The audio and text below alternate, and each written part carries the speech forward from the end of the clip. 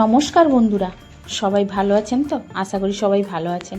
আমিও ভালো আছি। আমি সুস্মিতা নতুন আবার একটা ভিডিওতে আপনাদেরকে স্বাগত জানিয়ে আজকের ভিডিওটা শুরু করছি। আর আজকের ভিডিওটা কিন্তু আমার মেয়ের আঁকা সুন্দর একটা ছবি দিয়ে শুরু করলাম। আর ভিডিওটা সকাল সকাল শুরু করতে পারিনি, মানে সকাল এত ঠান্ডাতে উঠতে বড় কষ্টই হয়েছে, তাই একটু দেরি করে উঠে ভিডিওটা শুরু করলাম। যদিও আমি বাসি ঘরে সব কাজকর্ম শেষ করে চান করে চলে এসেছি। পুজোটা কর্তামশাই করবেন, তাই ভাবলাম রান্নাটা আগে বসিয়ে দিই। তো সকালে কালকে রাত্রে যে লুচি তরকারি এগুলো করেছিলাম, ওইগুলো দিয়ে কিন্তু টিফিন খাওয়া হয়ে গেছে। তাই দুপুরে রান্না করার জন্য সোজা চলে এসেছি। তো মাছ নিয়ে এসেছে কর্তামশাই, তো রান্না কি করব ভাবছিলাম। তো ভাবলাম যেইগুলো আছে সেইগুলো দিয়ে ম্যানেজ করি। তো দেখলাম যে ওলকপি আছে, ওলকপি ভাজা করে নিব একটু, তার সঙ্গে দুটো মূলো বেশি হয়ে আছে, তো ভাবলাম যে মূলো দুটোও দিয়ে দিব। তো মূলো আর ওলকপি ভাজা করব, আর একটু মাছের ঝোল করব, আর একটা তেতো শাক এনেছে, ওই তেতো শাকটা একটু বেটে ভেজে নেব। আর কালকে মায়ের দেওয়া একটু তরকারি আছে, মানে ওই যে বলে পুলিয়া শাক বলে, লাল রঙের যে শাকটা হয়, ওইটার একটু তরকারি মা দিয়েছিল, ওইটা দিয়ে আজকে কিন্তু হয়ে যাবে আমাদের রান্না। আর এই যে কর্তামশাই মাছ নিয়ে এসছেন, এই যে কাটাপোনা নিয়ে এসছেন, এইটা দিয়েই আজকে রান্না হবে। আর এদিকে কিন্তু আমি সবজি করতে করতে ভাতের হাঁড়িটা বসিয়ে দিয়েছিলাম। তারপর উঠে এসে দেখি যখন ভাতটা হয়ে গেছে, তো ভাতটাও এদিকে গড়িয়ে দিব, তারপরে তরকারিটাও বসিয়ে দিব। আমরা মেয়েরা কিন্তু চাইলে সব কিছু করতে পারি, কারণ কথায় বলে না, মেয়েরা চুলও বাঁধতে পারে, আবার রান্না করতেও পারে, সব কিছুই পারে মেয়েরা।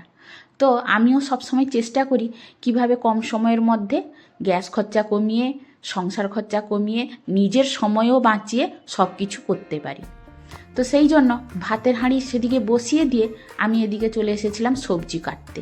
কারণ শীতের দিনে একটা সুবিধা কি জানেন তো, আপনাদের প্রত্যেকেরই সেটা সুবিধে, জানি আমারও সুবিধে, তাই সেটাই বলছি যে এই যে মানে শীতের দিনে কি হয়, সবজি কাটতে কাটতেও রান্না করা যায়, আবার সব কিছু কাজও করা যায়। কিন্তু গরমের দিনে সবজি কাটতে বসলে কিন্তু মানে ফ্যান চালিয়ে বসতে হয়, যারা আমরা বিশেষ করে বঁটিতে নিচে বসে কাটি, তাই না?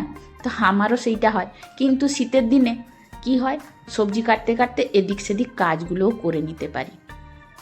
তো যাই হোক বন্ধুরা, আমি ভাতের হাঁড়ি বসিয়েছিলাম, যে ভাতটা হয়ে গেছিলো আমি ভাত গড়িয়ে দিয়েছি, কিন্তু সেই ভাতের যে গরম ফ্যানটা আমি একটা বুদ্ধি করিয়া কী করলাম, এই যে কালকের ভাত বেশি হয়ে গেছিলো, সেই ভাতটা কিন্তু আমি ফ্রিজে রেখে দিয়েছিলাম। তো তাকে বের করে ওই গরম ফ্যানটা এই ভাতের মধ্যে ঢেলে দিয়ে ভাতটা আমি কিছুক্ষণ জাল দিয়ে নিলাম, কারণ এই ভাতটা শক্ত হয়ে গেছে। তো একে যদি সেই ফ্যানের মধ্যে, মানে ফ্যান তো পাতলা, এতটা মোটা হয়নি, সেই গরম ফ্যানের মধ্যে দিয়ে ভাতটাকে আরেকটু ফুটিয়ে নিব, দিলে কি হবে, আমার গ্যাস খরচাও বাঁচলো, আর এদিকে ভাতটাও হয়ে গেল। যেহেতু কালকের ভাত শুধু একটু গরম করে নিলেই হবে, তো তার জন্য একটুখানি বেশি করে ফুটিয়ে নিলাম, তো সুন্দর কিন্তু আমার ভাত হয়ে যাবে এতে। তো তারপরে ওই ভাতটাকেও গড়িয়ে দিলাম, তো তাতেও কিন্তু গ্যাস খরচা আমার অনেকটা বেঁচে গেল। আর একটা বন্ধুরা আমি বলবো এখানে, মানে ছোট্ট করে একটা টিপস দিব আপনাদেরকে। আমি কিন্তু গরম তেলে সবসময় হলুদ যতটা মাছ ভাজার জন্য লাগে, ওই তেলটাই হলুদ দিয়ে মাছটা ভেজে নিই, দিলে কি হয়, আমাকে মাছে হলুদ বেশি করে দিয়ে মাখাতে হয় না। এই তেলে দিয়ে যদি সঙ্গে সঙ্গে মাছ ফেলা যায়, মানে হলুদটা দিয়ে যদি মাছ ফেলা যায় না, তাহলে অনেকটাই মানে হলুদ কম খরচা হয়। আপনারা একবার করে দেখবেন, কারণ মানে গরম তেলে হলুদটা দেওয়ার সঙ্গে সঙ্গেই কিন্তু মাছ দিয়ে দিতে হবে, নাহলে কিন্তু হলুদটা পুড়ে যাবে। তো আমি কিন্তু সেরকমই করি সব সময়, দিলে কি হয়, আমার হলুদটাও অনেক কম খরচা হয়। যার যেরকম হলুদ লাগে, অনেকে কম খায়, অনেকে বেশি খায়, তো যার যেরকম দরকার হয় সেইভাবে হলুদটা দিয়ে কিন্তু রান্না করবেন।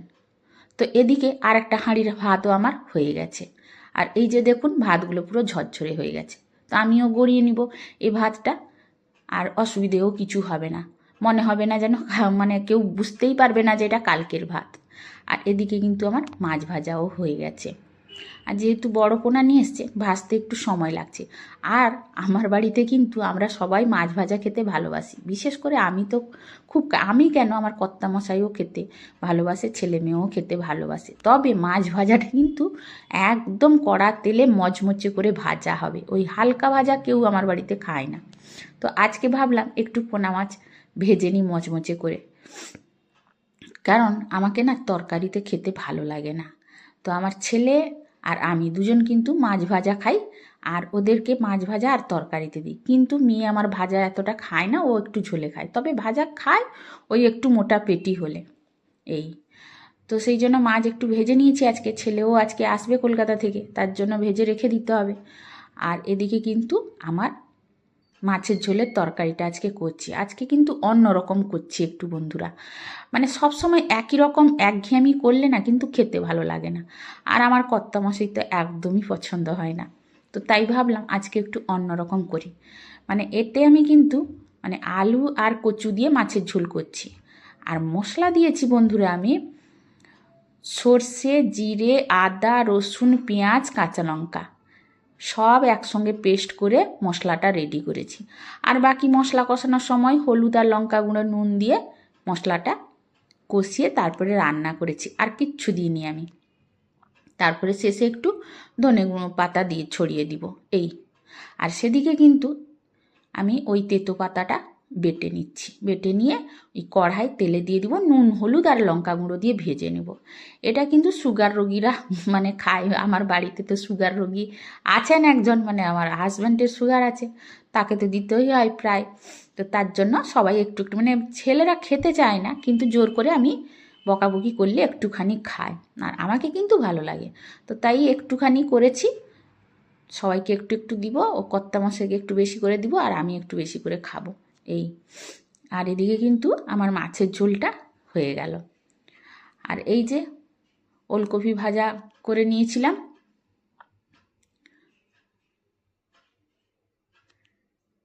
এটা হচ্ছে মাছের ঝোল, আর এটা হচ্ছে ওলকপি ভাজা, আর এটা হচ্ছে মায়ের দেওয়া শাক, শাকের তরকারি, এটা ওই লাল পুলিয়া শাকের। আর এইটা হচ্ছে ওই তেতো শাক বেটে ভাজা। এই হচ্ছে আজকের মেনু। তো আজকে রান্না করতেও অনেকটাই দেরি হয়ে গেছে, কারণ আমাদের রান্নার মাঝে মাঝেও তো অনেক কাজ করতে হয়, তাই না? তো এদিকে কিন্তু দেরি হয়ে গেছে বলে আমার রান্না জাস্ট কমপ্লিট হয়েছে, দোকানের বাচ্চাগুলো খেতে চলে এসেছে। তো সঙ্গে সঙ্গে তাদেরকে বেড়ে দিয়েছি। ওদের খাওয়া হয়ে যাওয়ার পরে তারপরে আমরা তিনজন বাকি ছিলাম, আমরা তিনজন খেতে বসে গেছি। তারপরে একটু কাজ টাজ সব শেষ করে চলে এসেছি আপনাদের সঙ্গে সন্ধেবেলায়। তো এটাও সন্ধেবেলায় বলবো না, বলতে গেলে 6:30 7টা হয়ে গেছিলো। তো চা নিয়ে সোজা চলে এসেছি, কারণ মানে মেয়ে বললো যে একটু চা খাবো মা, চা করো, টিউশন যাবে। তো তার জন্য একদম চা রেডি করে এই যে আপনাদের সঙ্গে দেখা করছি। চা হয়ে গেছে আমার, আর কর্তামশাই নিচে আছেন, তো ওকে দিয়ে আসবো নিচে, আর মা আর মেয়ে ওপরে খাবো। তবে বন্ধুরা এই জিনিসটা একটু দেখুন, মানে মানুষ ঠকানোর জন্য কত রকমের জিনিস না তৈরি করছে কোম্পানি। এটা পতঞ্জলির হানি, আর আমি রেখে দিয়েছিলাম, শক্ত হয়ে গেছে, মানে চিনি নিচে চিনি বসে গেছে। এগুলো মোটেও অরিজিনাল ওরা বলে, কিন্তু একদমই অরিজিনাল না। অরিজিনাল মধু আমি কোনো সময় এনে আপনাদের সঙ্গে শেয়ার করব, দেখাবো অরিজিনাল জিনিস। আর এই জিনিসটা একদম নিচে গাঢ় হয়ে চিনির মতো বসে গেছে, মোটেও এটা অরিজিনাল নয়। ওরা বলে কিন্তু অরিজিনাল। তো যাই হোক, কেনা যখন হয়েছে খেয়ে তো শেষ করে দিতে হবে। আর এই যে কর্তামশাই দোকানে আছে, ওকে নিয়ে চা দিয়ে এলাম, ও দাঁড়িয়ে খাচ্ছে।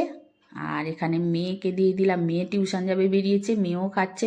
মানে ও বলছিল মা একটু টিফিন করে দাও, ও বলছিল মোমো খাবে। তো আমি বললাম তুই ঘুরে আয়, দিলে মোমো করে দিব।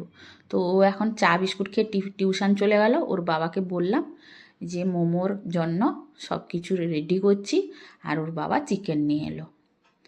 আর এটা করতেও তো অনেকটা সময় লাগে। সত্যি কথা বলতে কি, আমি মোমো করতে ভয় পাই, কারণ মোমো করলে আমার বাড়িতে না খুব তাড়াতাড়ি শেষ হয়ে যায়। আর আজকেও তাই হয়েছে, মানে আমি এদিকে বসাতে না বসাতেই মেয়ে এসে বের করে খেতে শুরু করে দিয়েছে। কোনো রকম মশলাটা কষিয়ে চিকেনটাকে ভালো করে ম্যারিনেট করে রেখেছিলাম, মশলাটা কষিয়ে চিকেনটাকে রেডি করেছিলাম। আর এদিকে মেয়ে টিউশন থেকে চলে এসেছিলো, ওকে বললাম তুই একটু ময়দাটা মাখিয়ে রাখ, তারপরে আমি ঠেসে নিব পরে। তো ময়দাটা মাখিয়ে রেখেছিল, পরে আমি ঠেসে নিয়েছি। তারপরে এই যে চিকেনটাকে কষিয়ে রেখে দিলাম। ওর বাবা কিন্তু আরও ওই লম্বা করে কেটে রাখা চিকেন নিয়ে এসছে, বললো যে এটা একটু মানে লাল লঙ্কা গুঁড়ো, নুন, গোলমরিচ, লেবু দিয়ে একটু ভেজে দাও, খাবো। তো ওইটা মানে চিকেনটা মোমোর জন্য রেডি করে বের করে দিয়ে তারপরে এই মাংসটা একটু কষিয়ে নিলাম। তারপরে সোজা চলে এসেছি বন্ধুরা মোমো বানাতে। মেয়ে একটু রেডি করছে, মেয়ের সঙ্গে আমিও একটু তৈরি করছি, কারণ ও পারবে না একা, ও ট্রাই করছে, মানে দেখছে চেষ্টা করে যে কতটুকু কীরকম কি বানাতে পারে। কারণ খিদে পেয়ে গেছে ওর, আর মোমো দেখলেই ওর আগে খিদে পেয়ে যায়। তো যাই হোক, ও বানাচ্ছে, তো আমিও এদিকে আর দাঁড়িয়ে না থেকে আমি বললাম জল বসিয়ে দিচ্ছি, রেডি করে ফেলি। তো আমিও বানাচ্ছি, ও করতে পারেনি ডিজাইন ঠিক মতো, তো আমি এদিকে কিন্তু রেডি করে বানাচ্ছি। আর বন্ধুরা, আমি এদিকে রেডি করছি, সে কিন্তু মানে চাপানো হয়ে যাওয়ার 5 মিনিট পরে এসে কিন্তু একটা একটা তুলতে আছে, খেতে আছে। আর কি করব, এই জন্য আর এদিকে আমাকে দাঁড়িয়ে দাঁড়িয়ে করতে করতে না আমার পাটা যন্ত্রণা হয়ে গেছে, কোমর মানে ব্যথা হয়ে যাচ্ছে। এই জন্য আমি কিন্তু মোমো বানাতে চাই না, তাই মানে কষ্ট হয় বলে। তো যাই হোক, খাবে যখন বলেছে, অনেক দিন পরে আজকে করছি, তো সেই জন্য আর না বলিনি। আর ছেলেও সন্ধ্যাবেলায় এসে খাবে বললো, সেই জন্য আর মানে করছি অনেক কষ্টে। আর একাকে করা সম্ভব নয়, মানে একজনকেও হেল্প করে দিলেও অনেকটা হয়। তো বন্ধুরা, যারা আমার ভিডিওটা এতক্ষণ দেখলেন তাদেরকে অনেক অনেক ধন্যবাদ পাশে থাকার জন্য। আর ভিডিওটার কোনো অংশে যদি আপনাদের ভালো লেগে থাকে তাহলে অবশ্যই একটা কমেন্ট করে জানাবেন। আর নতুন কোনো বন্ধু যদি এসে থাকেন পাশে, তাহলে অবশ্যই একটা সাবস্ক্রাইব করে আমার পাশে থাকবেন। তো আজকের মতো টাটা।